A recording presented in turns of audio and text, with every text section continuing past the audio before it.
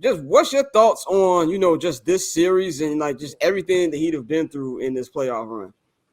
I mean, it's a spectacular run. I just think they're gonna get, we'll get into it, but I think they're gonna get demolished in the finals. But it shows you, that heat culture that we always talk about, and people always say, "Man, that shit not real." It's clearly real. Like you saw how TNT beat into our head every broadcast, all of the undrafted players that they had, making the impact on the court throughout the entire final. So getting a guy like Jimmy Butler who can get his teammates to rally around him, a coach like Spo, who, like we've said, Filipino Jackson, one of the greatest to ever do it, been to 6 NBA finals. I know people try to discredit him because of Bron, and I want to give a big shout out to Pat Riley because The Godfather.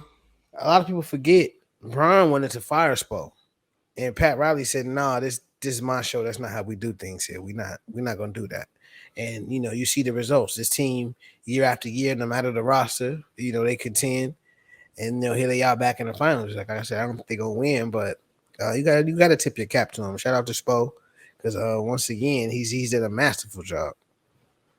Yeah, I mean, yeah, I think just really just it's we talk about culture in sports, and I think it's an overused word, but it's true at the same damn time because it's like, it's kind of like remember what Jerry Cross said like during the Bulls run, which really pissed Michael Jordan off. And I understand why it pissed Jordan off because Jerry Cross was saying in a way to slight Mike and the players, but front offices really do win championships. And if you look at culture starts everything. Look at the San Antonio Spurs.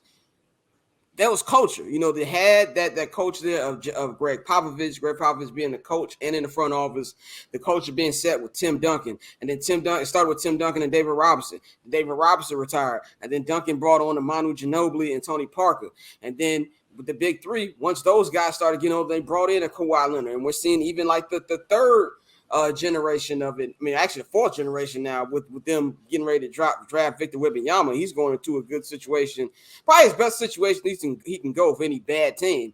But you see it with the Miami Heat. Ever since Pat Riley has taken over this organization, like when did he leave? Like when did he leave the Knicks? Like 1995 or some shit like that. I think he left the Knicks. Some point in the 90s. So, yeah, some point in the mid-90s, and they've just been elite, especially since they drafted Dwayne Wade in 2003. This is a team. This is their 7th NBA Finals appearance, and I think you just got to give love to the way that they do things there. It is Pat Riley's ship. You know what I'm saying? Yeah, And Mickey Arison. Mickey Arison, great ownership, and just the way that they have still to have these great relationships. Like you see some of the old players coming there, and I always feel like that's a sign of culture, something that the Bulls don't have.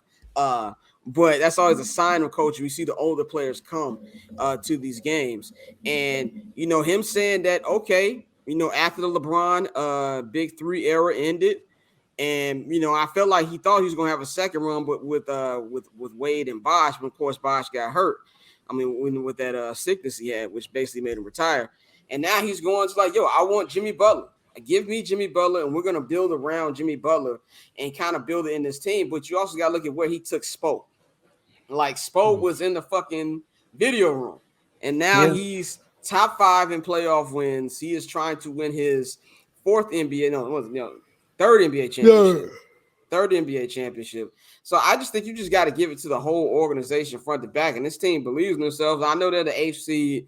I get that the AFC, but this is not your regular AFC. Like, this is a team that was literally a shot away from being in the finals last year. And this is good. And we talk about, Bosh getting hurt. Oladipo was supposed to be Jimmy Butler's running mate. Yep. And we've seen Oladipo get hurt several times. So you gotta, tip your cap. The reason I said I shouted out the owner is because him giving Pat the go ahead to, pretty much do what you gotta do to stay competitive. Whether it be drafting players, whether it be trading for players, whether it be signing free agents. Miami's a team that's always in the running for, the best of the best. So, like you said, you got to really shout out to that organization top to bottom.